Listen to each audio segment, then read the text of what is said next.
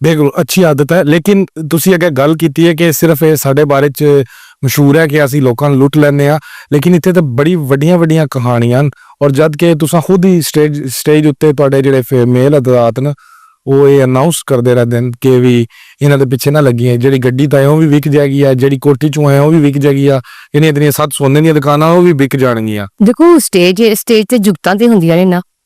ਅਗਰ ਦੇਖੋ ਸਾਡੇ ਆਪਣੇ ਇਸ ਤੋਂ ਇਲਾਵਾ ਕਹਾਣੀਆਂ ਵੀ ਮਿਲਦੀਆਂ ਨੇ, ਕਿਤਨੇ ਲੋਕ ਤਬਾਹ ਬਰਬਾਦ ਹੋਏ ਨੇ ਇਸ ਤੇ ਸਟੇਜ ਦੀ। ਦੇਖੋ ਜੀ ਕੋਈ ਬੰਦਾ, ਇੱਕ ਮਿਸਾਲ ਹੈ ਜੱਟ ਸਾਹਿਬ ਮੈਂ ਤੁਹਾਡੇ ਤੇ ਲਗਾਨੀ ਆ, ਅਗਰ ਤੁਸੀਂ ਸ਼ੀਜ਼ਾ ਕੋਲ ਆਂਦੇ ਹੋ, ਸ਼ੀਜ਼ਾ ਤੁਹਾਨੂੰ ਆਪਣੇ ਘਰੋਂ ਤਾਂ ਨਹੀਂ ਲੈ ਕੇ ਆਂਦੀ, ਤੁਸੀਂ ਆਪਣੀ ਮਰਜ਼ੀ ਨਾਲ ਆਂਦੇ ਹੋ, ਆਪਣੀ ਮਰਜ਼ੀ ਨਾਲ ਪੈਸਾ ਖਵਾਉਂਦੇ ਹੋ। ਲੇਕਿਨ ਗੱਲ ਤੁਸੀਂ ਔਨ ਕਰੋ ਨਾ ਕਿ ਇੱਥੇ ਜਾਂਦਾ ਪੈਸਾ, ਲੋਕਾਂ ਦੀਆਂ ਦੌਲਤਾਂ ਚਲੀਆਂ ਜਾਂਦੀਆਂ ਨੇ।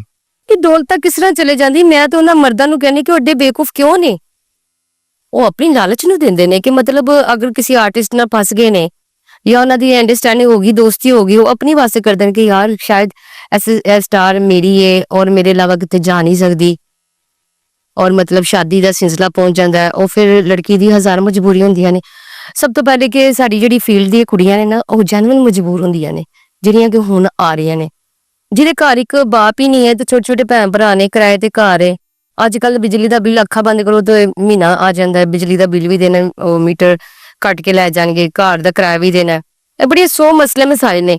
ਅਗਰ ਮਤਲਬ ਕੋਈ ਲੜਕਾ ਹੈਲਪ ਵੀ ਕਰਦਾ ਤੇ ਆਪਣਾ ਮਤਲਬ ਵੀ ਤੇ ਪੂਰਾ ਕਰ ਲੈਂਦਾ ਨਾ। ਕੀ ਮਤਲਬ ਹੁੰਦਾ ਹੈ ਮਰਦਾਂ ਨੂੰ? ਤੁਹਾਨੂੰ ਨਹੀਂ ਪਤਾ? ਤੁਸੀਂ ਇੱਕ ਮਰਦ ਨਹੀਂ, ਤੁਸੀਂ ਇੱਕ ਔਰਤ ਕੋ ਜਾਓਗੇ। ਮੈਂ ਸੁਣਾ ਦੱਸਿਆ ਕਿ ਨਹੀਂ ਔਰਤ ਕੋ ਅਗਰ ਤੁਸੀਂ ਕਿਸੇ ਕੋ ਜਾਂਦੇ ਤਾਂ ਤੁਸੀਂ ਬਾਜੀ ਕਹਿ ਕੇ ਜਾਓਗੇ। ਅਸੀਂ ਤਾਂ ਹੀ ਕਹਿ ਕੇ ਜਾਂਦੇ ਆ, ਇਹ ਬੇਗਮ ਹੈ ਘਰ, ਉਹ ਕਾਫੀ ਹੈ। ਉਹ ਤੇ ਤੁਸੀਂ ਹੁਣ ਕੈਮਰੇ ਸਾਹਮਣੇ ਬੈਠੇ ਹੋ ਨਾ, ਕਿਉਂਕਿ ਮੈਂ ਸਟੇਟ ਫਾਰਵਰਡ ਗੱਲ ਕਰਨੀ, ਮੈਂ ਸਟੇਟ ਫਾਰਵਰਡ ਕਰੋ। ਮੈਂ ਫੀਲਡ ਵਾਲਿਆਂ ਨੂੰ ਬਹੁਤ ਬੁਰੀ ਲੱਗਦੀ ਆ। ਨਹੀਂ ਸਟੇਟ ਫਾਰਵਰਡ ਗੱਲ ਕਰੋ। ਮੈਂ ਸਟੇਟ ਫਾਰਵਰਡ ਕਰ ਰਹੀ ਆ। ਅਗਰ ਇੱਕ ਲੜਕਾ ਕੋਲ ਆਂਦਾ ਹੈ ਤੇ ਮਤਲਬ ਕੋਈ ਭੈਣ ਭਰਾ ਦੇ ਰਿਸ਼ਤੇ ਚ ਨਹੀਂ ਨਾ ਆਂਦੇ। ਜਿੰਸੀ ਮਕਾਸਦ ਵਾਸਤੇ ਲੋਕ ਪੈਸੇ ਲਗਾਉਂਦੇ। ਕਿਹਦੇ ਵਾਸਤੇ? ਜਿੰਸੀ ਮਕਾਸਦ ਵਾਸਤੇ, ਯਾਨੀ ਇੱਕ ਮਰਦ ਇੱਕ ਔਰਤ ਨਾਲ ਜਿੰਸੀ ਮਕਾਸਦ ਵਾਸਤੇ ਜੁੜਦਾ ਹੈ। ਉਸ ਤੋਂ ਇਲਾਵਾ ਵੀ ਰਿਸ਼ਤੇ ਬਣ ਜਾਂਦੇ ਨੇ, ਦੋਸਤ ਬਣ ਜਾਂਦੇ ਨੇ। ਇਨਸਾਨ ਜ਼ਰੂਰੀ ਤਾਂ ਨਹੀਂ ਕੋਈ ਇਨਸਾਨ ਅੱਛਾ ਲੱਗ ਜਾਂਦਾ ਹੈ, ਉਹਦਾ ਜ਼ਰੂਰੀ ਤਾਂ ਨਹੀਂ ਕਿ ਉਹਦੇ ਨਾਲ ਇੱਕੋ ਹੀ ਰਿਸ਼ਤਾ ਕਾਇਮ ਕੀਤਾ ਜਾਏ। ਮੈਂ ਉਹੀ ਤੁਹਾਨੂੰ ਅਰਜ਼ ਕੀਤਾ ਹੈ, ਜਿਹੜਾ ਬਹੁਤਾ ਪੈਸਾ ਖਵਾਏਗਾ ਉਹਦਾ ਕੋਈ ਨਾ ਕੋਈ ਤਾਲੁਕ ਤਾਂ ਹੋਏਗਾ। ਚਲੋ ਜੀ ਕਿਸੇ ਅਗਰ 2 ਲੱਖ ਲਾ ਦੋ, 2 ਲਾ ਦੋ, 3 ਲਾ ਦੋ, ਲੇਕਿਨ ਮਤਲਬ ਗੱਡੀਆਂ ਲੈ ਕੇ ਦੇਣੀਆਂ, ਘਰ ਲੈ ਕੇ ਦੇਣਾ, ਇਹ ਕੋਈ ਖਾਲਾ ਜੀ ਦਾ ਬਾੜਾ ਤੇ ਨਹੀਂ ਹੈ। ਪੂਰੇ ਪਾਕਿਸਤਾਨ ਦੇ ਵਿੱਚ ਮਤਲਬ ਕਿੱਡੇ ਹਾਲਾਤ ਲੋਕਾਂ ਦੇ ਟੈਟ ਹੋਏ ਪਏ ਨੇ।